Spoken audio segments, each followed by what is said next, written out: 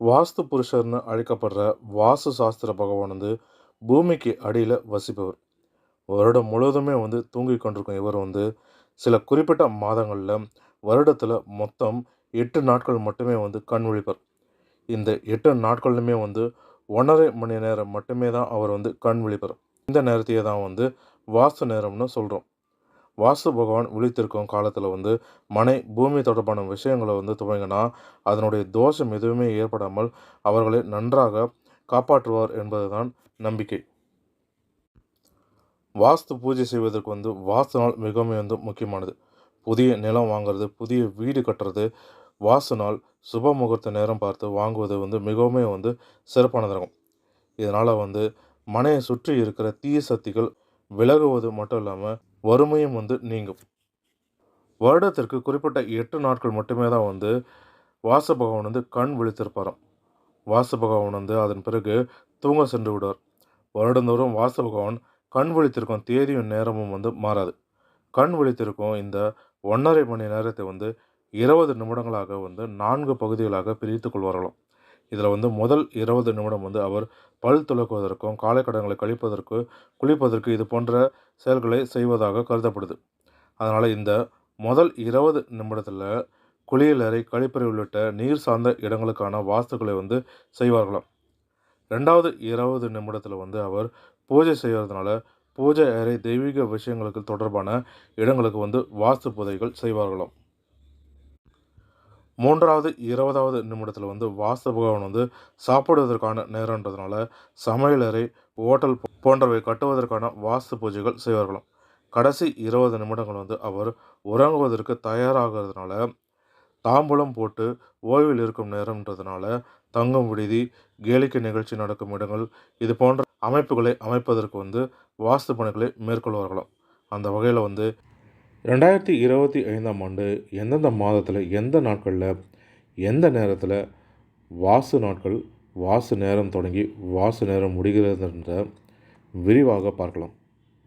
2025ஆம் ஆண்டு ஜனவரி 25 தை 12 சனிக்கிழமை காலை 10:41 முதல் 11:17 வரைக்கும்.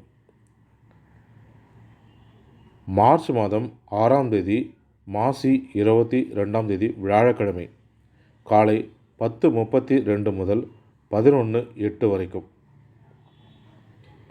ஏப்ரல் மாதம் 23ஆம் தேதி சித்திரை 10ஆம் தேதி புதன்கிழமை காலை 8:59 முதல் 9:30 வரை. ஜூன் மாதம் 4ஆம் தேதி வைகாசி 21ஆம் தேதி புதன்கிழமை காலை 9:58 முதல் 10:34 வரைக்கும்.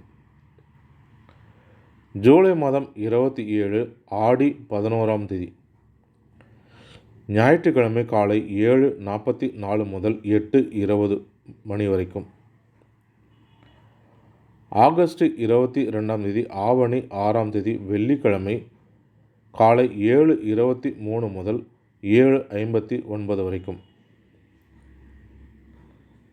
அக்டோபர் 28 ஐப்பசி 11ஆம் தேதி செவ்வாய்க்கிழமை காலை 7:44 முதல் 8:20 வரைக்கும்.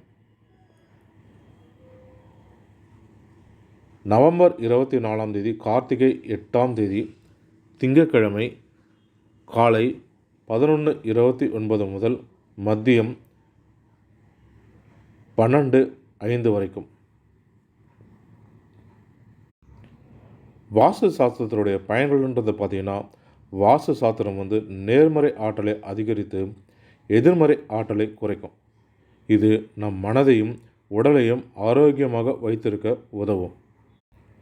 வாஸ்து சாஸ்திரத்தை பின்பற்றதுனால செல்வம் பெருகும்ன்றது ஐதீகம். வீட்டில் செல்வம் தொடர்பான இடங்களை சரியாக அமைக்கப்பட்டால் பணவரவு அதிகரித்து வீட்டில் செல்வ செழிப்பு நிலவும். குடும்ப உறுப்பினர்களுக்கிடையே ஒற்றுமையை அதிகரித்து வீட்டில் அமைதியை ஏற்படுத்தும், மகிழ்ச்சியையும் ஏற்படுத்தும். அடுத்ததாக உடல் மற்றும் மன ஆரோக்கியத்தை மேம்படுத்தும். இதனால் பல வகையான நோய்களையும் தடுக்கும்.